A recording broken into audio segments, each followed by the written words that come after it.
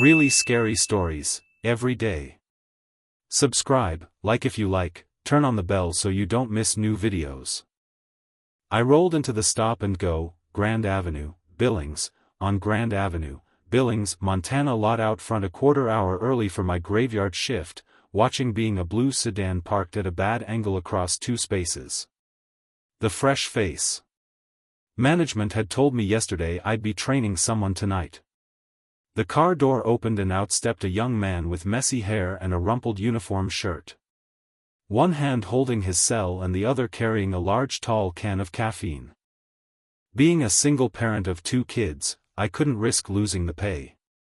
The Stop and Go paid nearly double what other corner stores in Billings paid, which meant I could actually put food on the table and save a little each month. The pay had a reason behind it for the exceptional pay, of course, but that wasn't something you explained in a job posting. The new staffer walked toward me with an easy grin, sticking out his hand as I got out of my car. "Mark Carter," he said. "You must be Samantha." I nodded, shaking his hand briefly before moving to the store entrance. "Just call me Sam. Let's get inside and I'll show you around." The lights buzzed overhead as I unlocked the front storefront glass. The night shift lead wouldn't arrive until much later, which gave me plenty of time to cover the basics with Mark. And by basics, I meant the protocols. The very protocols you do not argue with that kept us alive. "So," Mark said, following me inside. "Thomas said, you've been here a while." 3 years, I answered, moving behind the counter and putting my purse in the sealed drawer where staffers kept their belongings. "Which means I've outlasted about 12 other staffers who didn't take this job seriously." Mark let out a short laugh, clearly thinking I was joking. I wasn't. "All right, before we get to register training, there are some store-specific protocols you need to know," I said. "Rule number 1, never work alone, no matter what. Even if someone calls in sick, you call me or another staffer before starting your graveyard shift solo." Mark nodded while fixing his name tag. "Sure, makes sense. Safety and numbers and all that." "This isn't about robbery prevention," I said firmly. 2 years ago, a guy named Jason decided to cover an graveyard shift by himself when his partner called in sick. The CCTV showed him working normally until 2:17 a.m. When he looked up at something off camera and then walked into the storage room, he never came out. Mark's grin got smaller. "What? Like he stole something and ran out the back?" I trembled my head. The back door was sealed from the inside. All his belongings were still here. His car was still in the front lot. He was just gone. That's Mark started, then shrugged. "Weird coincidence, I guess." I could already tell this was going to be difficult. Some people just wouldn't believe until they saw for themselves. And even then, they'd try to explain it away. I'd seen it before with other new hires. "Let me show you the store floor plan," I said. I'd come back to the protocols throughout the graveyard shift as relevant situations came up. I walked Mark through the aisles, showing him where everything was stocked, how to check expiration dates, and the proper rotation procedures. He seemed smart enough, asking good questions about inventory, and picking things up quickly. When we reached the cooler aisle, I handed him a box of caffeinated cans to restock. "So, why is the pay so good here?" Mark asked as he arranged cans in the cooler. "Most places like this pay minimum wage." "The deep night hours," I lied. It wasn't entirely untrue. "And the special circumstances." "Special circumstances?" he repeated. Before I could answer, a loud scraping noise came from the direction of the bathroom. It noised like nails dragging slowly across the inside of the door. Mark turned toward the noise. "What's that?" he asked, already stepping away from the cooler. I grabbed his arm firmly. Rule 5. Never investigate bathroom noises between 1000 p.m. and 5 a.m. The scraping grew louder, more insistent. Mark pulled away from my grasp. "Someone might need help," he said. I stepped in front of him, blocking his path with my body. "No, trust me on this. We don't check bathroom noises. Not ever. Come on." "That's ridiculous," Mark said, trying to step around me. "What if a customer fell or something? The bathroom is empty. I checked it before we closed the cooler section, which is standard procedure. There is no one in there." I stood my ground, arms crossed. The scraping stopped suddenly, replaced by a soft thin, wavering sobs noise that might have been a child. Mark's eyes got wide. "Do you hear that? That sounds like a kid." He tried to push past me. I planted my feet firmly and put both hands on his chest to stop him. "It's not a kid. It's never a kid. That's how it baits you." For the first time, I saw uncertainty in Mark's face. The thin, wavering sobs continued for another 30 seconds, then stopped as suddenly as it had begun. We stood in silence for a moment. "What was that?" Mark finally asked. "That," I said. As we continued the training, I explained more of the protocols.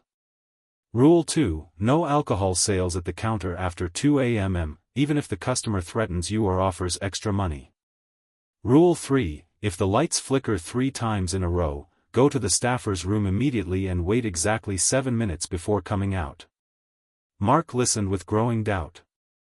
These noise like urban legends or horror movie protocols.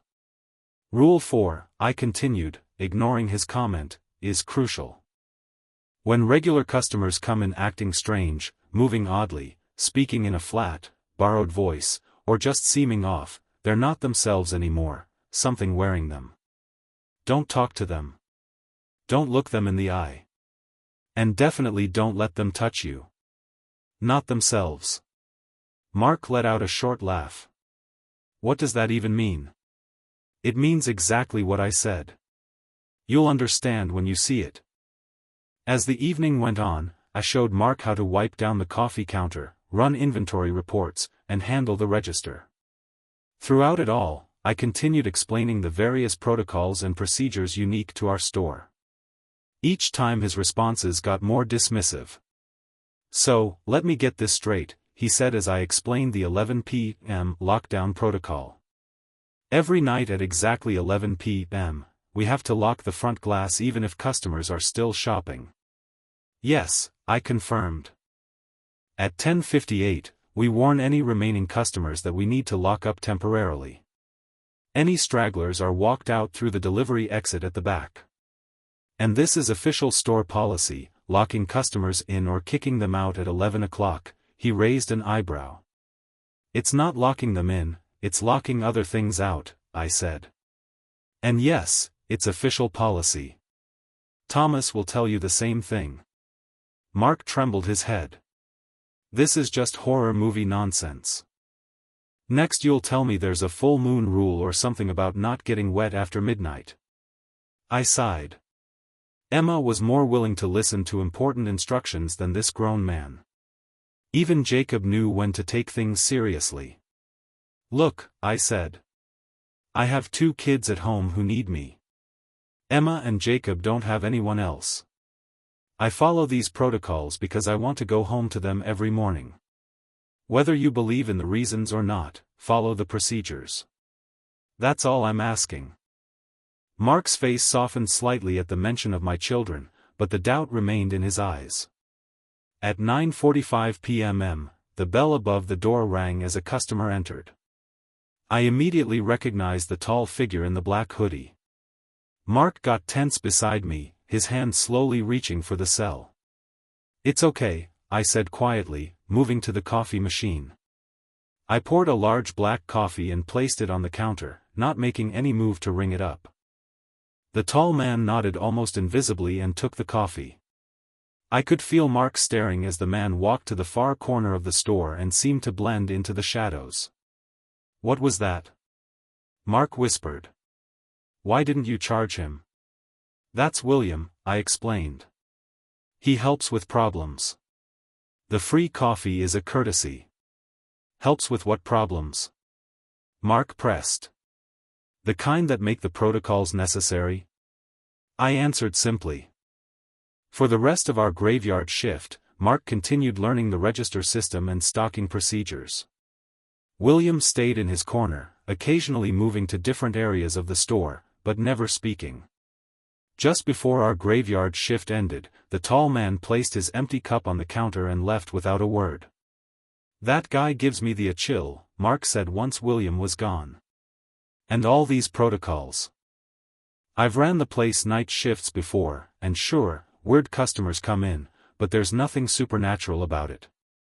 I finished counting my register and looked at Mark directly. I'm not asking you to believe in the supernatural. I'm asking you to follow the procedures that have kept staffers at this store alive. Mark let out a short laugh again, shaking his head. Right. Mysterious disappearances and things that are not themselves. Listen, I appreciate you trying to make the night interesting, but I'm a bit old for ghost stories. As we left the store and headed to our cars, I felt a knot of worry in my stomach. I'd seen this attitude before, and it never ended well. People who dismissed the protocols tended not to last long at the stop and go. Just be careful, okay, I said as we reached the front lot. And remember, never work alone. Sure thing, boss, Mark replied with a mock salute. I'll make sure to check for monsters under the cash register, too. I watched him drive away, the knot under my ribs getting tighter. I needed to pick up Emma and Jacob from my neighbor's house, get them to bed, and somehow get some sleep myself before doing this all again tomorrow night. As I started my car, I couldn't shake the feeling that Mark's training had been inadequate. Not because I hadn't tried, but because he simply wouldn't listen. Some people had to learn the hard way. I just hoped Mark would survive the lesson. 3 days had passed since Mark's first graveyard shift, and I was already exhausted from his constant dismissal of everything I tried to teach him. Tonight was no different as I watched him carelessly tossing caffeinated cans onto the shelf instead of arranging them properly. You're going to break one of those if you keep throwing them, I said. Mark shrugged. They're cans. They'll be fine.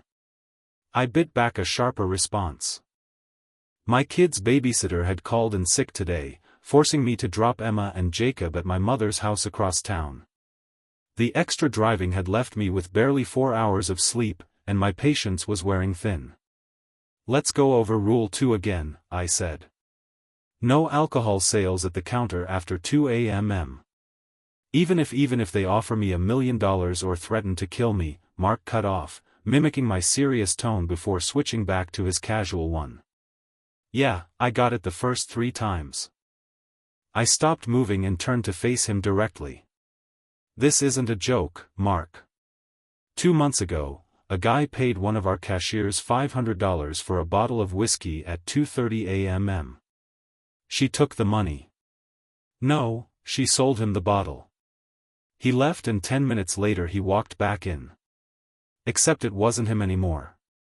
I kept my voice steady. Whatever came back wearing his face broke both her arms before William intervened. Mark rolled his eyes. More superstitious garbage. There's probably some logical explanation like the guy was on drugs or something. The surveillance feed showed him moving through the closed hatch. Mark, not opening it, moving through it. Surveillance feed gets glitchy all the time, he said dismissively. I'm not buying into this horror movie stuff just because this place has some weird vibes. The front storefront glass chimed, and I looked up to see Karen Mitchell entering the store. She came in every day at the same time to buy her lottery tickets. Except something was wrong tonight. Very wrong. Karen's body moved in stuttering, uneven steps. But the truly disturbing part was her neck, bent at an angle that no human spine could possibly achieve without breaking. Her head tilted almost completely sideways, nearly touching her shoulder. Yet, she continued moving forward. I grabbed Mark's arm hard enough to make him wheeze. What the? He started to say. Remember Rule 4, I whispered urgently. When regulars act strange, they're not themselves anymore, something wearing them. Mark stared at Karen, his usual smirk faltering as the elderly woman moved deeper into the store. Her head remained at that angle necks aren't made for, but now her eyes, previously fixed straight ahead, swiveled in their sockets to look directly at us without her face turning. "That's just Karen," Mark whispered back. But I could hear the uncertainty in his voice. "Maybe she has a medical condition or something." "That's not Karen anymore," I said firmly, pulling him toward the staffer's room. "We need to go now." For once, Mark didn't argue. We retreated to the staffer area, and I closed the door behind us, leaving it open just a crack so I could monitor the situation. "What are we doing?" Mark asked, his voice lower than usual. "We can't just hide back here. We wait until she leaves," I explained. "Whatever's wearing Karen right now will get bored and go away if we don't interact." Through the crack in the door, I watched as not Karen moved through the aisles with that weird stuttering walk. She grabbed items, looked at them while tilting her head, and put them back in the wrong places. It felt like forever, but was probably only 5 minutes before she walked to the door and left without buying a thing. I waited another full minute before opening the door. "All clear," I said. Mark followed, looking around cautiously. "That was weird, but she could have some kind of neck problem." "My aunt had this thing where I cut him off. Normal people with neck problems can't turn their heads 90 degrees to the side while keeping their bodies facing forward. What we just saw wasn't human anymore." He didn't have a quick comeback this time, and I counted that as progress. The rest of our graveyard shift continued without incident until 10:55 p.m. when Joseph Rodriguez walked in. Joseph was a regular who often stopped by after his late graveyard shift at the factory across town. "Evening, Sam," he greeted me with a tired grin. "Hi, Joseph. Just so you know, we'll be locking the doors in a few minutes," I warned him. He nodded absently, already heading toward the snack aisle. Mark looked at me with confusion. "Why are we locking the doors? We're open 24/7. Rule 6, I reminded him. At exactly 11 p.m., we sealed the front glass. No exceptions. I moved to the entrance, keys in hand, watching the clock on my cell. Joseph was still browsing the chip selection, seemingly unconcerned about the time. "This is ridiculous," Mark said. "We can't just lock a customer inside." "We have exactly 2 minutes, I replied, not taking my eyes off the time. At 10:58, we warn any remaining customers. At 1:10 sharp, those doors get sealed whether people are inside or not." I walked over to Joseph. "Sir, I need to lock the front glass in 2 minutes. If you're not finished shopping by then, I'll have to let you out through our delivery exit in the back." Joseph nodded, grabbing a bag of chips and a soda. "No problem. I'll be quick." At 10:59, Joseph was still at the register with Mark ringing him up. I stood by the doors, keys ready. "Mark, hurry it up," I called over my shoulder. "He's paying, Sam. Give us a second." Mark replied with annoyance. The clock on my cell changed to 11 now of p.m. And I immediately sealed both deadbolts on the front glass. Through the storefront glass, I could see the front lot was empty except for our cars, but the dark beyond the lights beyond the lot's edge seemed deeper than usual. "Come on," I said to Joseph once he had his items. "I'll show you out the back way." Mark watched with obvious disapproval as I led Joseph through the staffer area to our special exit. A door with additional locks and symbols etched into the frame that most people never noticed. "Thank you," Joseph said as he stepped outside. I quickly closed and sealed the door behind him. When I returned to the front, Mark was staring at me with his arms crossed. "You know how insane that looked, right? Locking the doors at exactly 11 and making the poor guy leave through the back like we're running some kind of secret operation." "We are running a secret operation," I said simply. And the doors stay sealed until 5 a.m. Mark trembled his head. What happens at 11 p.m? That's so dangerous. In 3 days, I haven't seen anything except an old lady with a stiff neck.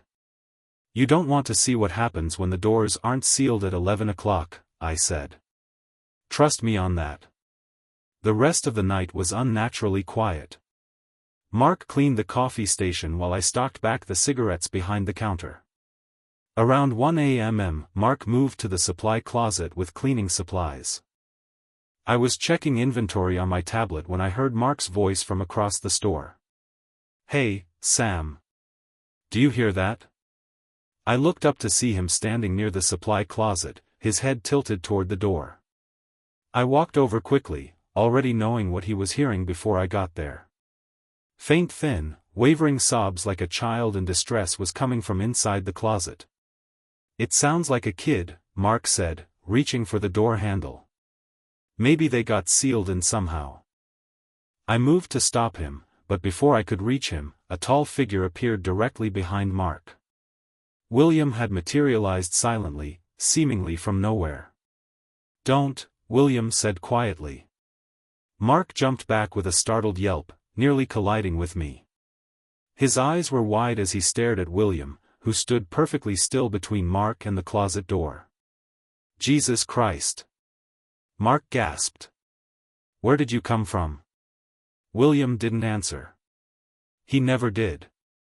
Instead, he placed one hand against the closet door, and the thin, wavering sobs noise immediately stopped. Mark, this is William, I said. I told you about him on your first night. He protects us.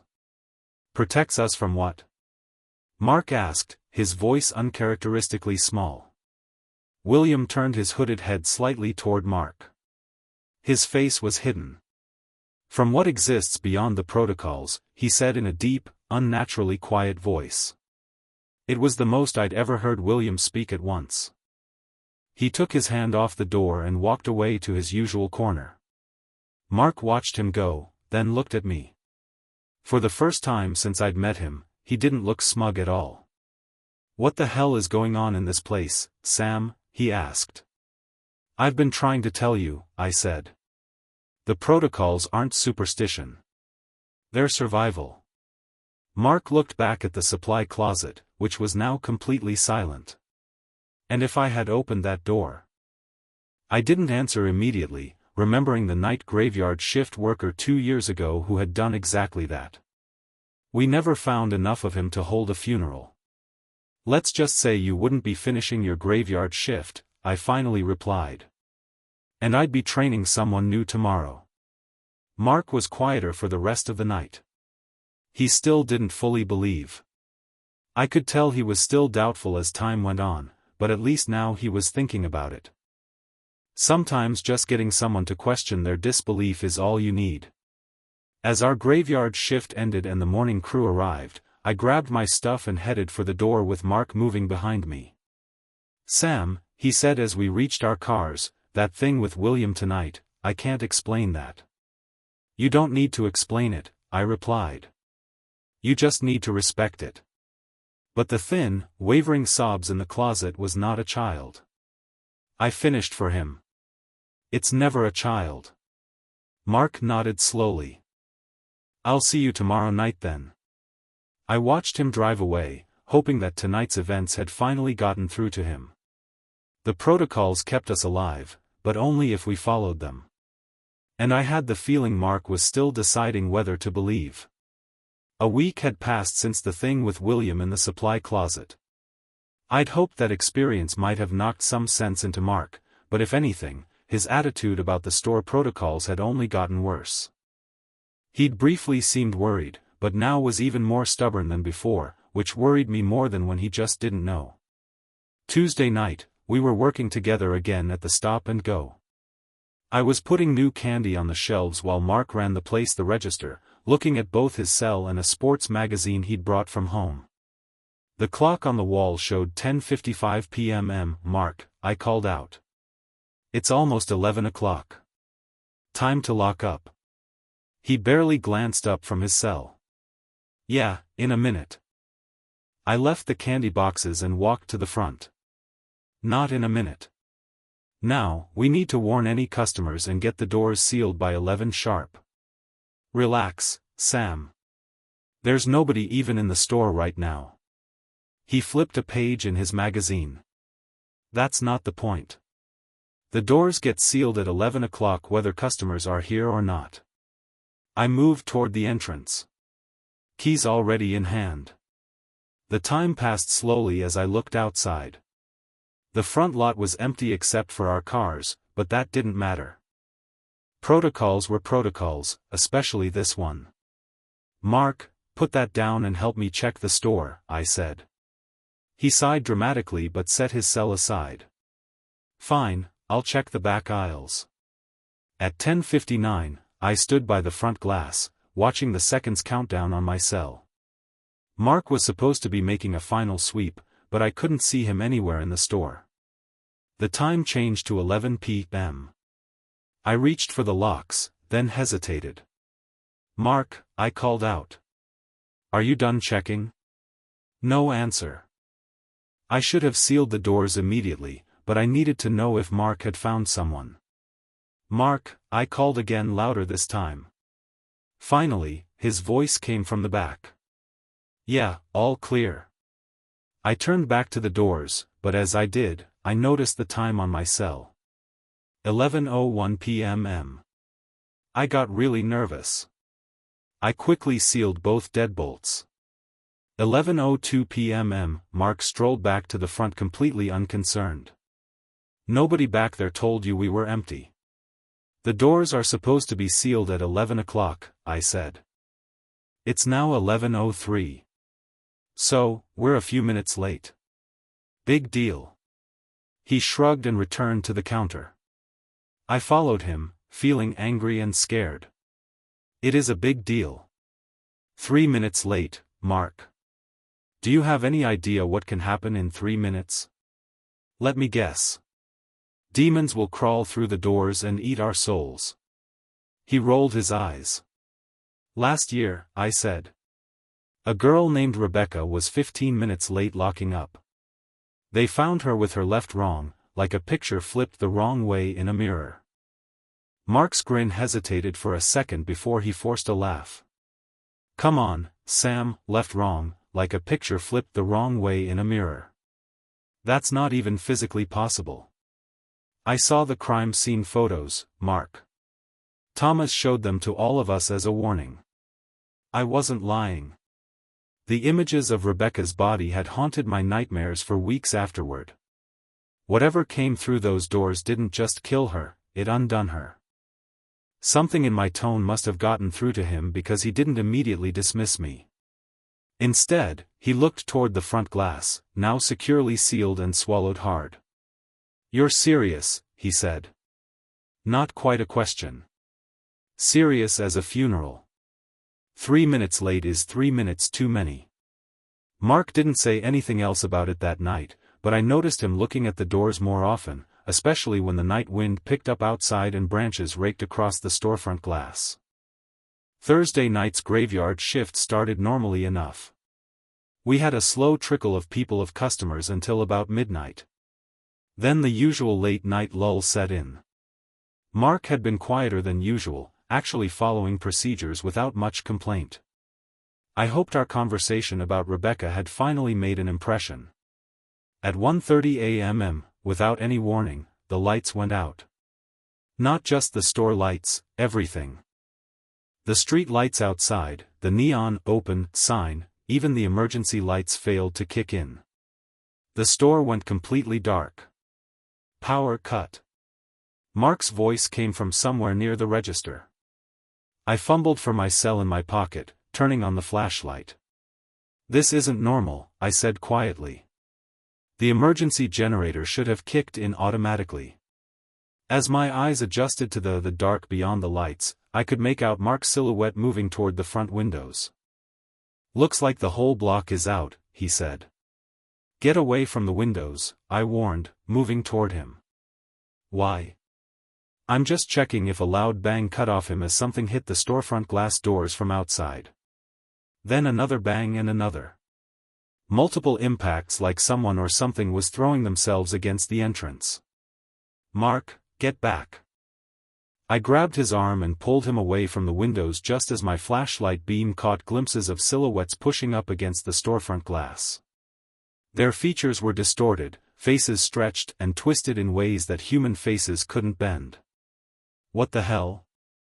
Mark gasped, trying to look directly at them. I yanked him further back, putting myself between him and the doors. "Never look directly at them," I hissed. "Keep your eyes down or closed." The pounding grew more insistent, the storefront glass doors shuddering in their frames. My flashlight beam trembled as my hand trembled. From the corner of my eye, I could see multiple silhouettes now, their bodies pressed against the storefront glass, hands flat against the surface. "What are they?" Mark whispered, his voice stripped of all its usual cockiness. "I don't know," I admitted, "and I don't want to find out." I noticed someone moving at the back of the store. A tall figure came out of the shadows, moving calmly toward the front. "William." I hadn't seen him come in earlier, but somehow he was here when we needed him most. William walked past us without saying anything, heading to the doors. As he got to the entrance, the silhouettes outside ran away right away, vanishing into the dark beyond the front lot. The pounding stopped. Seconds later, the power came back on. The lights blinked on, the refrigerator unit started buzzing again, and the electronic register rebooted with a series of beeps. It was as if nothing had happened. William stood at the doors for another moment before turning and moving to his usual corner. He didn't speak or look at us, but his message was clear. He had protected us. Mark leaned against the counter, looking pale. "What just happened?" he asked, his voice barely above a whisper. "That's why we sealed the doors at 11 o'clock, I said simply.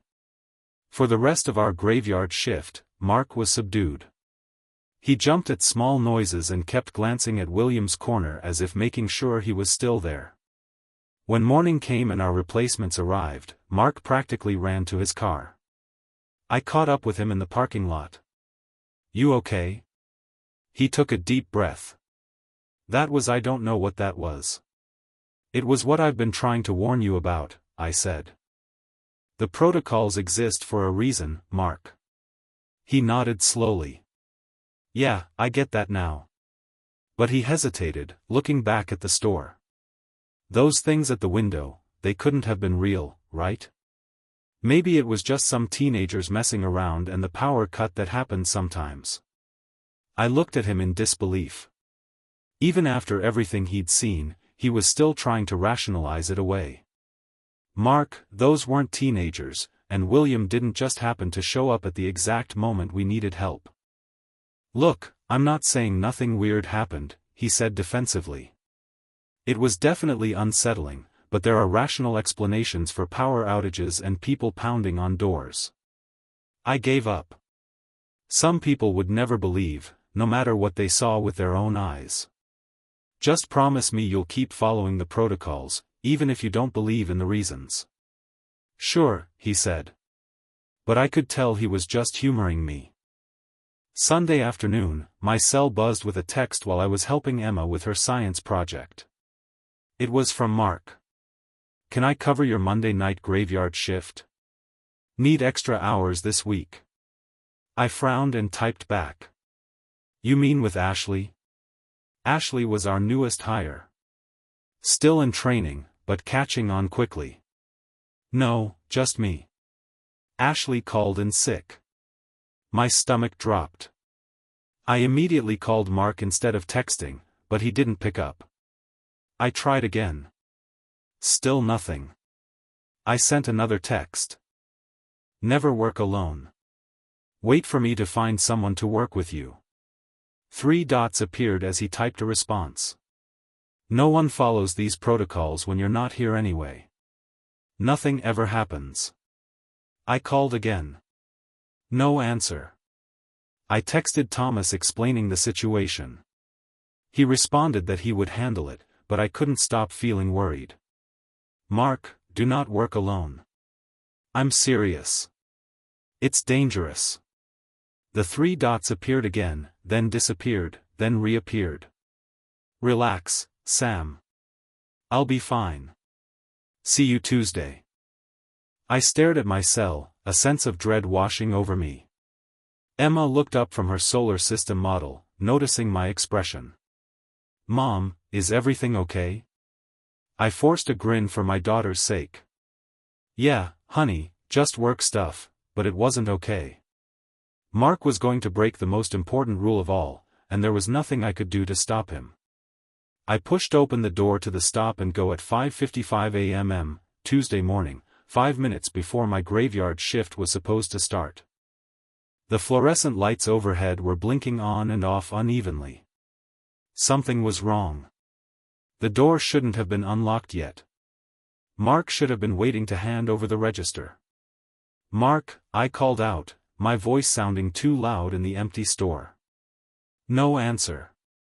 The silence felt weighty, pushing up against my ears as I took a few careful steps inside.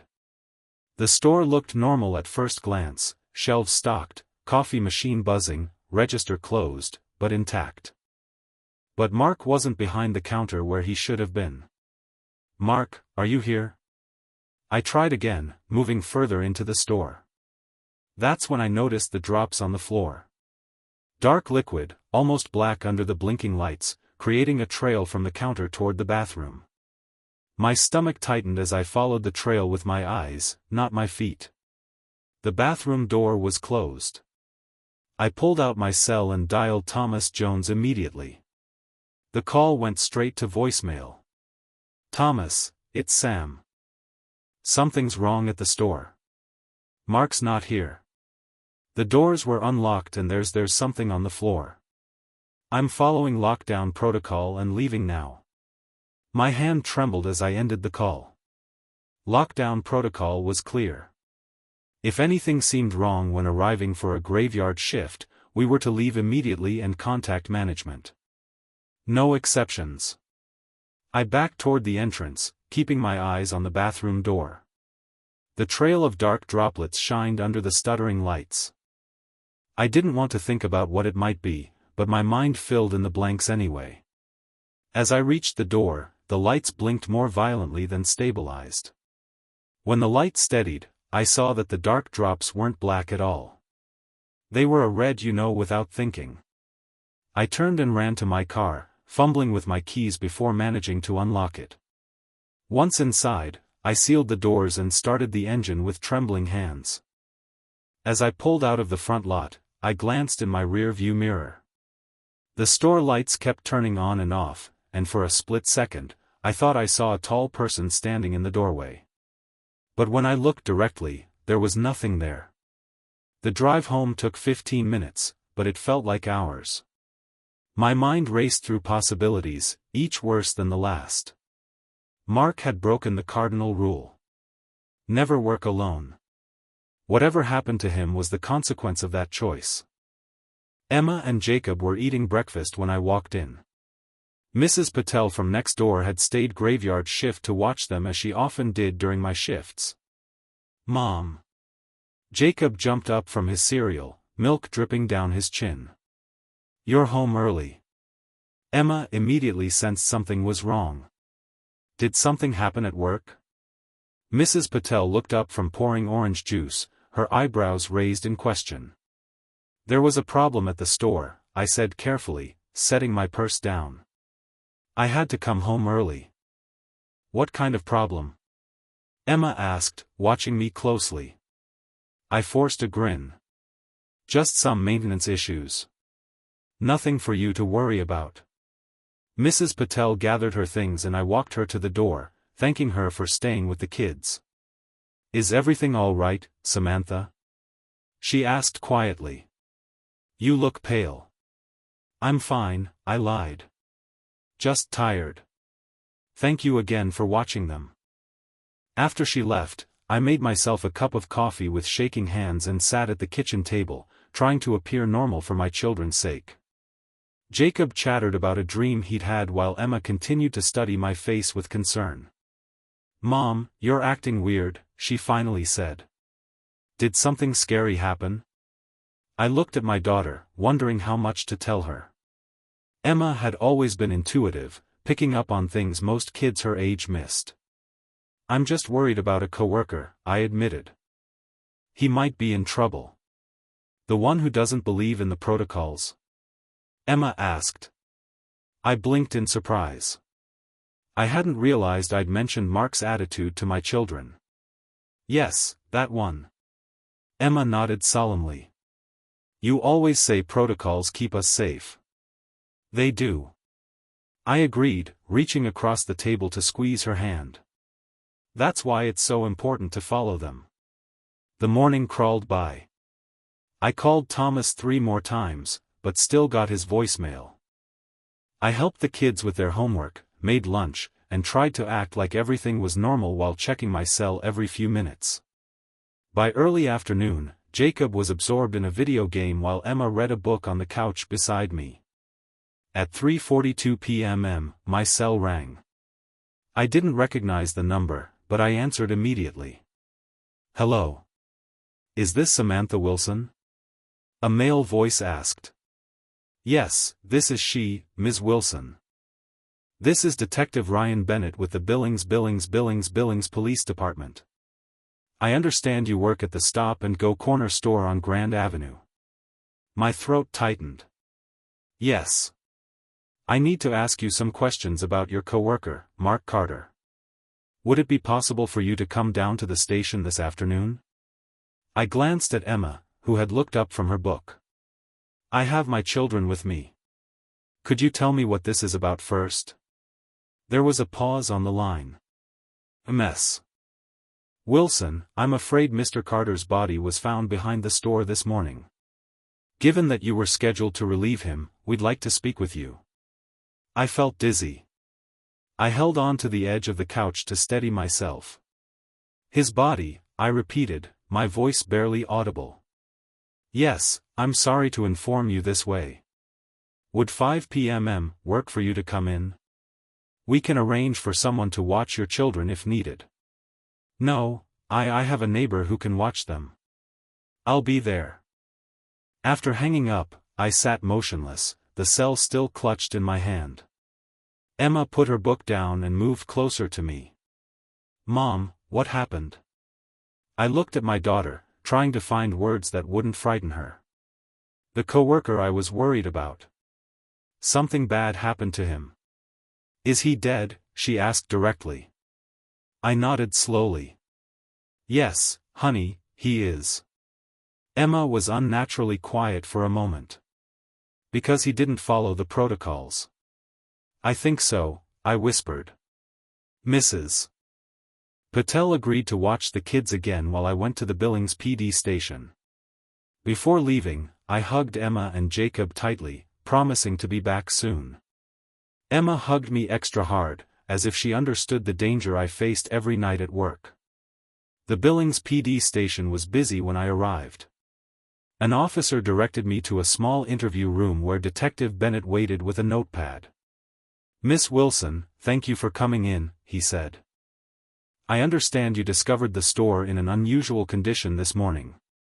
I sat down, folding my hands in my lap to keep them from shaking. "Yes, the doors were unlocked when I got there, and Mark wasn't there. There were drops on the floor, red drops, and you called your shift lead and left immediately." "Yes, that's our lockdown protocol if anything seems wrong." Detective Bennett nodded, making a note. "Can you tell me about your last interaction with Mark Carter?"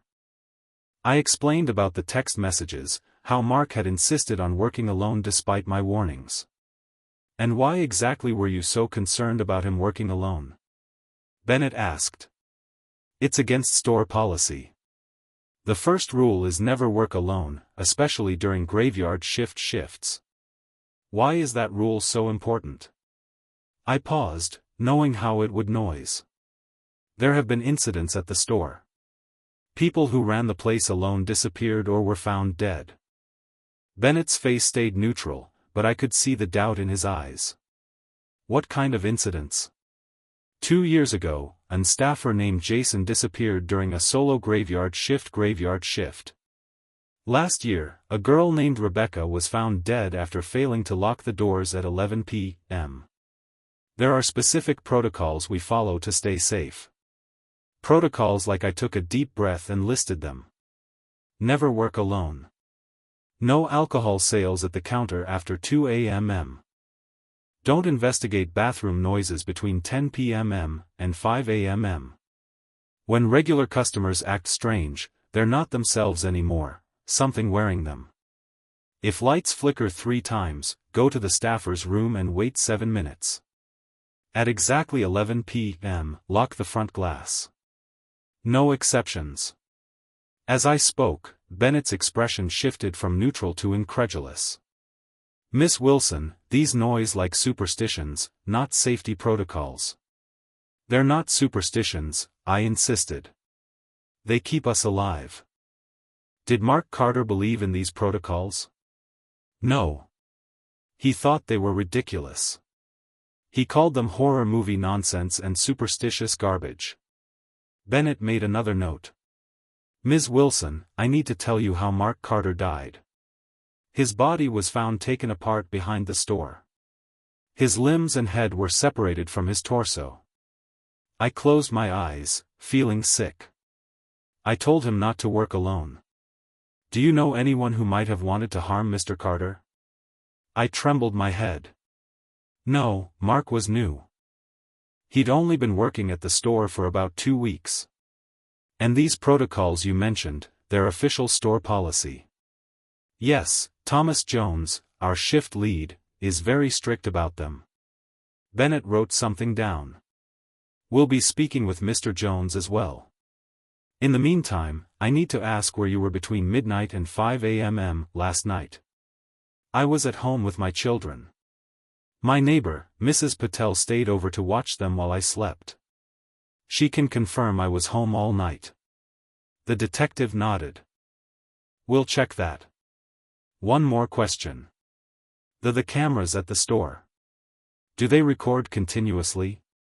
Yes, Thomas has access to all the footage. Thank you for your time, Miss Wilson. We'll be in touch if we have more questions. As I stood to leave, Bennett added, I'd advise against discussing the details of Mr. Carter's death with others while this investigation is ongoing. I nodded and left. Mark's death was really getting to me. I had tried to warn him. I had tried so hard.